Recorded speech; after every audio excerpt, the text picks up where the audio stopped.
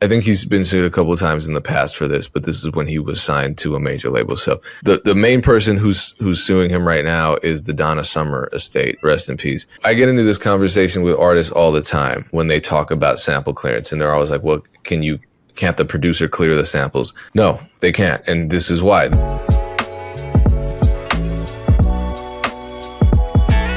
Well, let's jump into this Kanye thing because it's multifaceted. There's a lot of information on Kanye. I never thought I would be devoting this much of the podcast to one artist, let alone Kanye. But to start off with, everyone's talking about, and by everyone I mean people who just want to prove a point on Twitter, that hip hop is dying, rap is dead, blah, blah, blah, whatever. Someone who wakes up at 7 a.m. and slams a fifth of Hennessy and then jumps on Twitter has to say. But for the first time in 122 weeks, hip hop albums are in both the number 1 and number 2 spot on the Billboard Hot 200. So the first one is Kanye's album. The second one is Yeet. Drake's still in the top 10. So there are a few in the top 10 on the Billboard Top 200. So, granted, one of them is Kanye, the other is Drake, but Yeat's a newer artist. So that actually surprised me. Yeah. Yeat surprised me too. I know he's definitely gaining and is hot, especially with Gen Z and even Gen Alpha. But that actually just shocked me. I didn't realize. Wow. Yeah, so that's encouraging news. But Kanye is number 1 and Kanye is now independent, which is why a lot of people are talking about this. And so I kind of want to talk about this. So it's not really a surprise that Kanye is independent, given the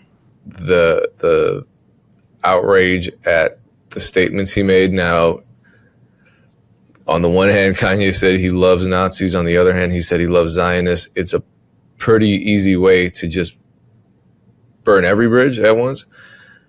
And not that, in my opinion, there's much difference between the two. But yeah, you're really pissing a lot of people off by saying that.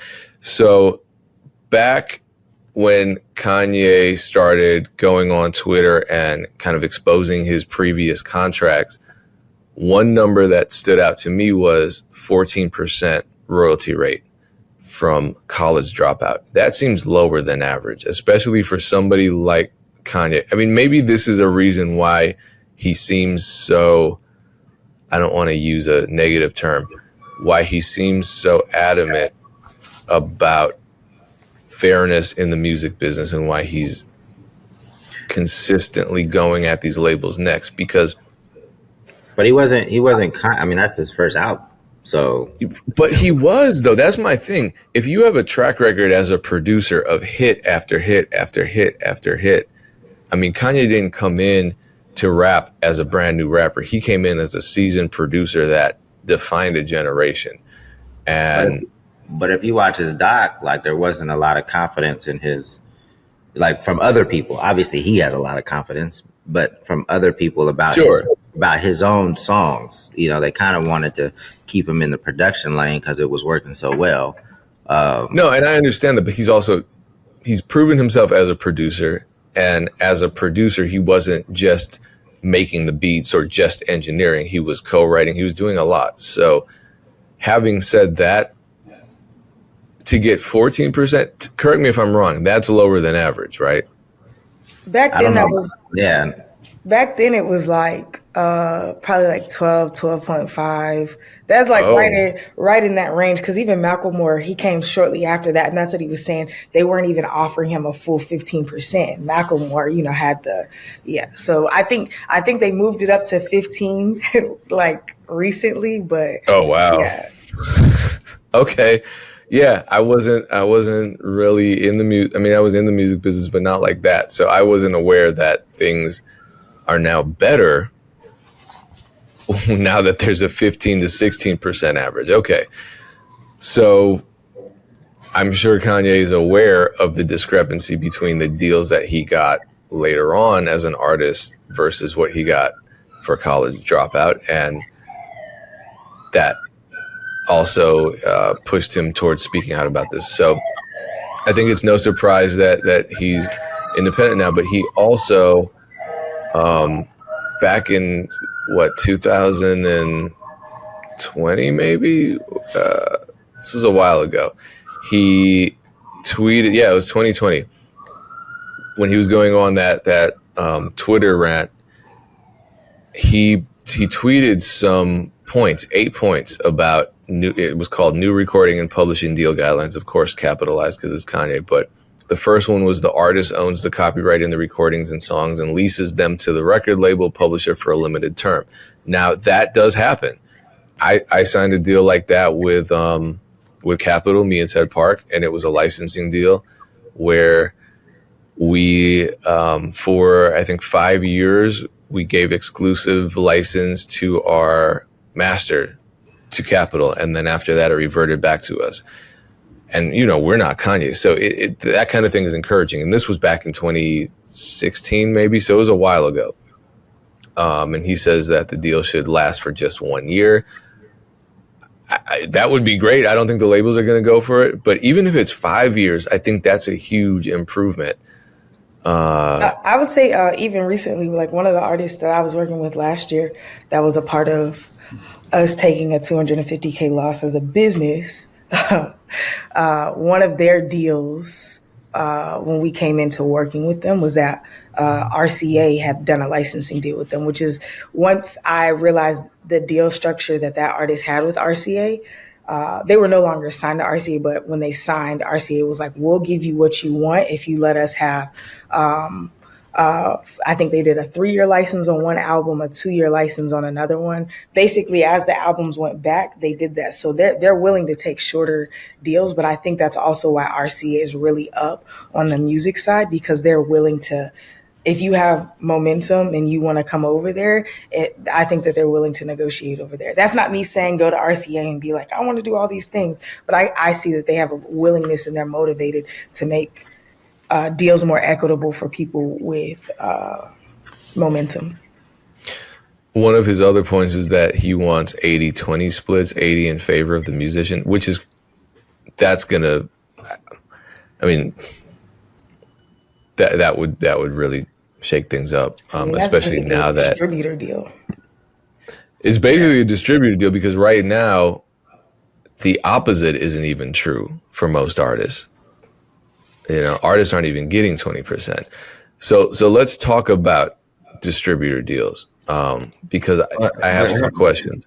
But real quick, Payne, just to remind people again, there's independence as a whole, and then within it, there's levels of independence, right? So just because Kanye, suggesting that, he should get an 80-20, that doesn't mean the people listening to this deserve an 80-20.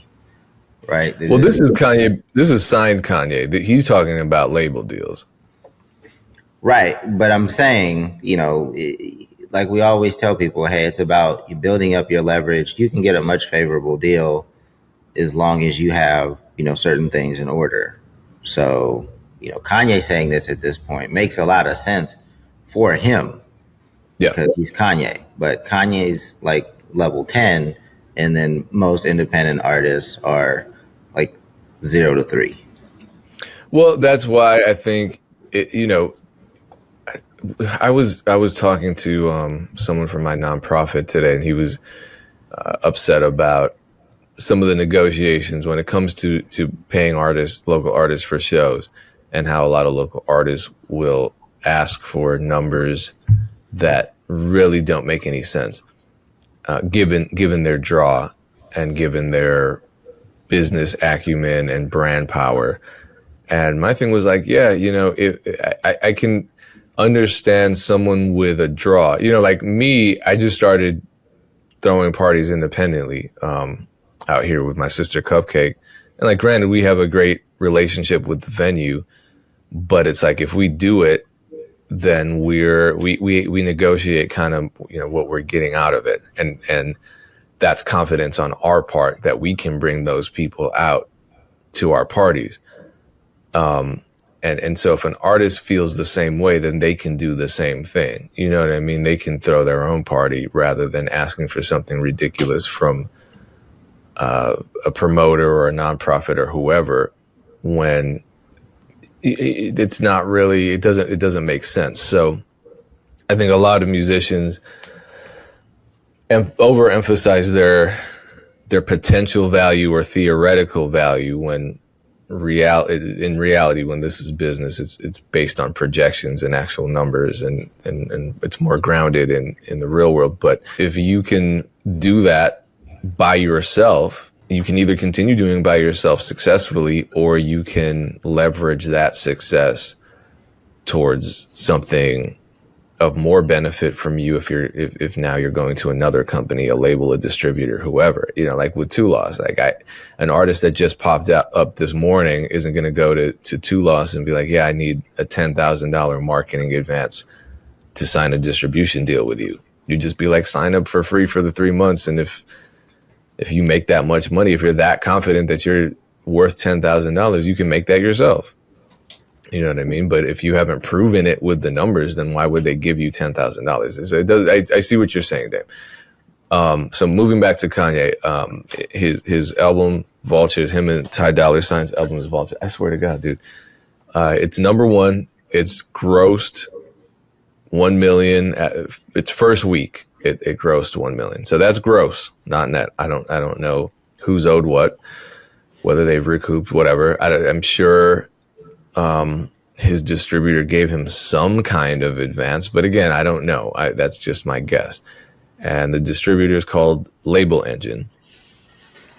And here's where I'm confused. So Label Engine advertises that their artists get 82.5% of revenue, which is revenue on the master side. And then Billboard writes, stars like Kanye West almost certainly have the leverage to push that number significantly higher. Why is the distributor taking nearly 20%?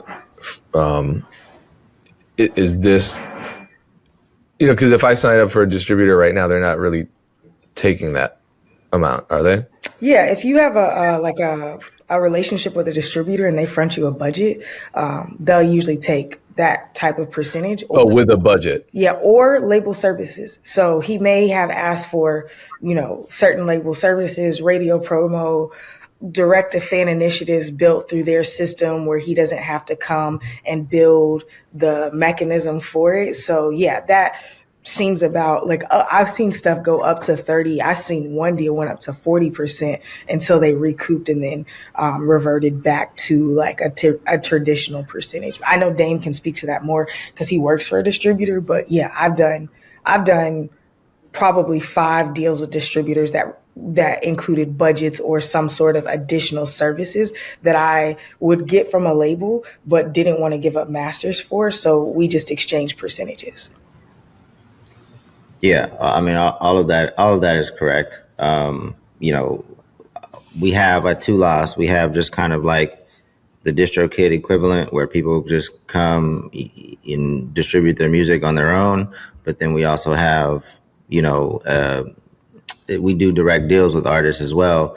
And, the terms can be flexible. It just really depends on how much money the artist needs, how much money their current catalog is making, or what we anticipate the futures to make. So there's a lot more ways to fund your projects these days. I think that, before we had all of these distribution companies, like there was a period where you had like, a smaller amount of distribution companies, and then the typical split would be like, 70-30, 60-40. And then as more distributors get in the space, it goes down, and they're saying, hey, we're going to pitch your music. And then a lot of these distribution companies don't really pitch their music. So, even if you were on an 80-20, artists were getting mad because they felt like they were giving that 20 away for nothing. And then more distributors getting into the space, and it just ends up being more beneficial for artists because the deals are more favorable, from a financial standpoint. So there's all kind of stuff happening these days. Yeah, I can see how that would confuse an artist that's not aware of the long story short is this is why, again, it's so important to really understand the music business, because when you hear some shit, it doesn't necessarily mean that it applies to you, right? It needs to be coming from someone that is speaking towards the position that you're actually in. So if you understand the music business and you hear some shit, you'd be like, oh, okay, well, I'm not Kanye, so this probably doesn't apply to me, or maybe this part applies and this part doesn't. So yeah, that's why it's so important to just understand the business. What kind of advance do you think Kanye would get from a direct deal like that? You don't need an advance. Kanye, maybe he doesn't need one. Maybe not a billionaire anymore. I don't know. I don't. But what could he get? I mean, at this point, he probably can get whatever he needs. I don't see a problem with a distributor, putting up $1 million or $2 million. But yeah, I mean, Kanye doesn't need it. They might have paid for the Super Bowl spot. Oh, what was that? I think 4.7 million. And that was a commercial for the Vultures album? It was a commercial for Yeezy.com. So he had to pay for the spot. I don't know if y'all saw it, because it was the crazy thing that I found out, because I didn't see it, but I was watching from Nashville, but they said it ended up actually being a regional spot. It wasn't approved in certain areas. So I probably not full on regional, but it didn't hit all markets, but he just recorded it on his phone. I know a lot of people saw that, which is a very Kanye thing to do. He said he ran out of a budget, but I feel like that's just a Kanye thing to do, is record it on his phone. But I could see it being an exchange like that. Like, hey, y'all pay for this Super Bowl spot. I'm going to put my album on here. Who knows? I don't know, but I could see that being the exchange for sure. Yeah. Somebody posted kind of like a financial breakdown of like why that was a smart thing to do. I forgot exactly what it was, but just think about it. Like, I know independent artists that can do, 100, 200,000 in sales over Black Friday. Right. So now, and they have a fraction of the following that Kanye has. So just think about what Kanye could do with a Super Bowl ad. Especially with as much as his stuff costs. So, yeah, I mean, the independent mindset really could benefit. It really could benefit major artists. So it seems like he's just kind of tapping into that. So I just want to comment on that. It was Marty Woodard. If you guys are familiar, he's a marketing genius. He's worked for lots of Fortune 500 companies, and he consults for different people, but now he just does like online marketing. Kanye actually sold every item on his website for $20. So it was a play for data and direct contact more than it was for actual revenue, but he also made a ton of revenue.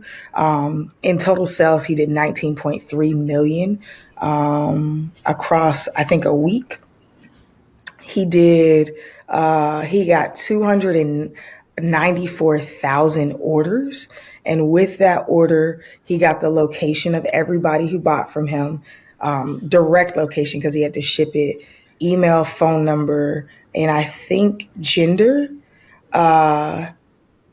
Yeah, and then obviously direct to consumer, he's keeping a lot more of the revenue. But yeah, I think that we can't underestimate how much of a brilliant move that is by him and his team, because essentially saying I have the direct contact now of 300,000 people. And that's outside of his influence on socials, whatever. Like, I never even visited Yeezy.com, but they also got, I think what did they say? I think it was the first day traffic was some insane amount of millions of people who just came through the page. And then there was also an option to sign up for the email list. So he probably got like 1 million emails in addition to the 300,000 people who ended up purchasing. And he priced everything at the same price point. So that indicates what people are most interested in. For instance, they sold $266,000 worth of the Yeezy pod. So now they know that that's what people are most interested in, because everything was priced at the same thing. So I think I think it was a very genius move. I've been studying the metrics from it too, just trying to take in some marketing knowledge to understand how to move. Like, obviously he made his money back, but there are multi-level moves that were made with that thing. That's why I think if we're talking about a distributor deal, I could see him being like, if I'm going to distribute music, because he uses, in my opinion, music like I like to use music, as a loss leader. It's just what funds the bigger thing that brings you back to the brand, where you're spending more money on the brand. So even if he's been complaining all these years that the label hasn't paid him enough from his Yeezy brand, even when he did a deal with Adidas and now being independent, his Yeezy brand is generating an amount of revenue that he might have not seen directly from music, but obviously the touring, live, whatever has come from that. So I think it's a genius move. Yeah, I've been seeing a lot of Yeezy ads on Meta platforms now, which is new. So it seems like, he's either him and his team or just one or the other has been making some smart kind of, I don't know, ground level business decisions. So this damn cat just wants to. So anyway, bad things are coming for Kanye too. Aside from being blackballed from a lot of stuff, and this is a part of that, but he's getting sued for sample clearance again. And I think he's been sued a couple of times in the past for this, but this is when he was signed to a major label. So the main person who's suing him right now is the Donna Summer estate. Rest in peace. But Ozzy Osbourne kind of got the ball rolling on that. And I don't believe Ozzy Osbourne is actively suing him right now. He's just considering the legal action for an uncleared sample. But the press run Ozzy Osbourne is going on. I mean, the Yahoo News headline is Ozzy Osbourne rips Kanye for untold heartache. Oh, that's the name of the song. Never mind. I thought Ozzy Osbourne was being dramatic and saying Kanye calls him untold heartache for unauthorized sample use. Okay.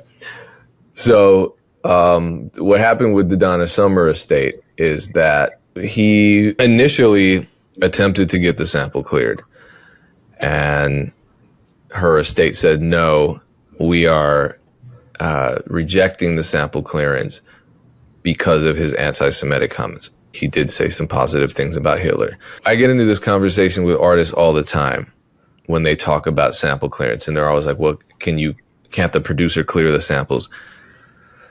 No, they can't. And this is why. This is an example of why a producer cannot simply just clear a sample in a beat and then sell that beat to a rapper. Because if the rapper they sell it to is Kanye and the sample owner's estate has a problem with some of Kanye's statements, they say no. So you just wasted that money. Why would you pre-clear a sample for an artist that the estate might pull the rug out from under you over supporting?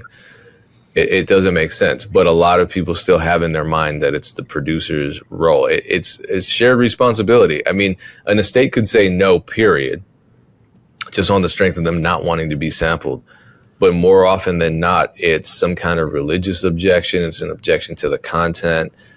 It's an objection to an artist's brand, or in this case, an artist's controversial statements. So that makes sense. But then what Kanye did was he created a replay version, but it was so incredibly close to the Donna Summer's song. I mean, like, it was very clear that it was an interpolation. They didn't really try to hide it. So now she's suing. So here is, I believe this is from the BBC. In the complaint, Sedano alleges that in January, an entity called Alien Music on behalf of West and Ty Dolla $ign. So Alien Music has reached out to me before to clear samples. They actually tried to reach out to us for the last Russ album that I was on to clear a sample that me and my team created. And we said no, because we didn't want to go the sample clearance route. We wanted to go the co-writer route. But Alien Music is a sample clearance company. So Kanye West and Ty Dolla $ign and their team went through a legitimate sample clearance house to try to clear Donna Summer's song "I Feel Love," both the composition and the master. And in considering defendants' request, the Summer estate not only considered the immense commercial value of the "I Feel Love" composition, but also the potential degradation to Summer's legacy. West is known as a controversial figure whose conduct has led numerous brands and business partners to disassociate with him. Oh, that's interesting. They said, consider the immense commercial value of the song and then also the controversy. So it sounds like maybe if he had offered more money, they would have been like, oh, yeah, all right, yeah, sure. Right? That's kind of what it implies.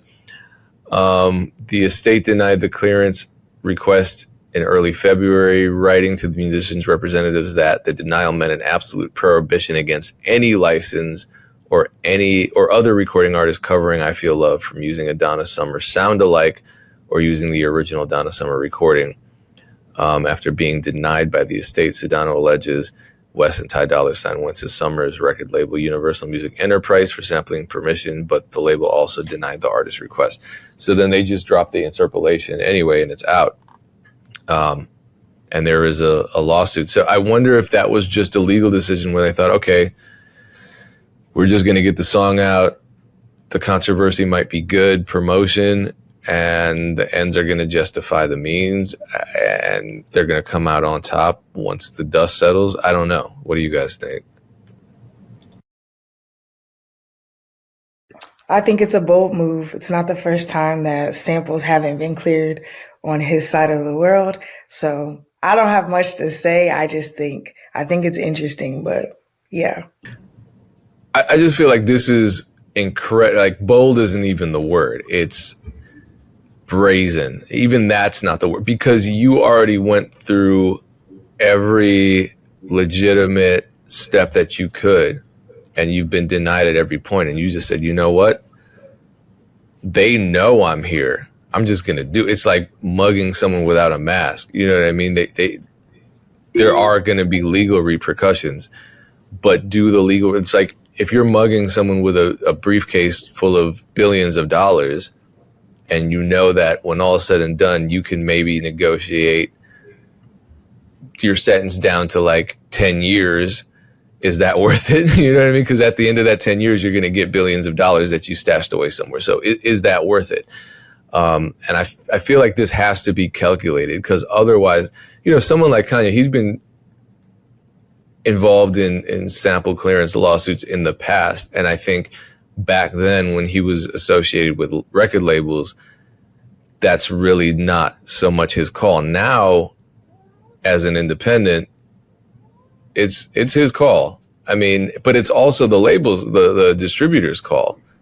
I don't know if the distributors have the same burden that a record label would. Probably not, because Kanye's retaining ownership of his masters, right, Dan?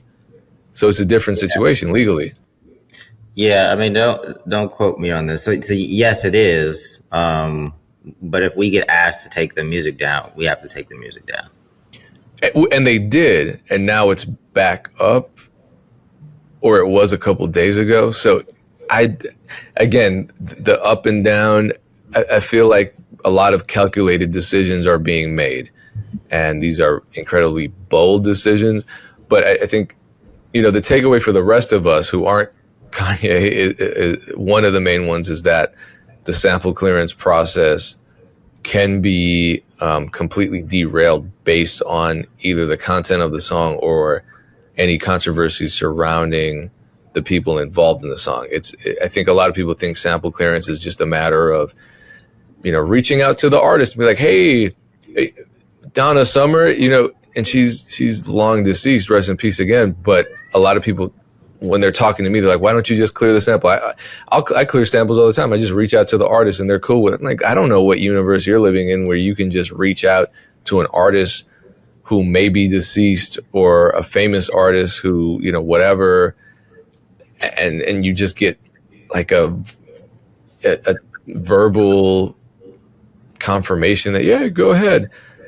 What? I've heard people say this before. I'm just like, all right, man, do whatever you say you're doing, but I don't believe you. Because you have to go through a lot of different legal layers. You have to go through publishers. You have to go through co-publishers. You have to go through various writers. You have to go through a label. You have to go through whatever entity has any sort of ownership of either of the two copyrights to that song. So it's a long, arduous process, and at any given point, things can go south, and that's why, you know, it's something to really understand, or you know, get someone like Alien Music. If even someone at the level of Kanye is using someone like Alien Music, or also DMG Clearances, which stands for Deborah Manis Gardner, who's someone that is involved in TrackLib, who I've interviewed before, and I believe they call her the queen of sample clearance. You know, there are people out there who know what they're doing and who do this one specific thing well. So I would encourage anyone who's considering clearing a sample to do that, but then also to understand what the limits of sample clearance are. And with this Kanye's situation with the Donna Summer estate, that is clearly a hard limit. Yeah. All right, we got to wrap up, Payne. I got stuff to do. All right. Are you sure you don't want to talk more about sample clearance, Dame? I know you love this topic. Definitely not. I got to. All right. But just as a reminder, you get 3 months free music distribution at 2 Loss using the code @odds. Not sure what topics we'll have next week, but they'll be great. Maybe more sample clearance. Lots more sample clearance. We're going to talk about the Ozzy situation, where I'm going to dig back all the times Kanye's ever been sued for sample clearance. Dame is going to have the time of his life on the next episode, so you don't want to miss that. Appreciate you tuning in. Peace.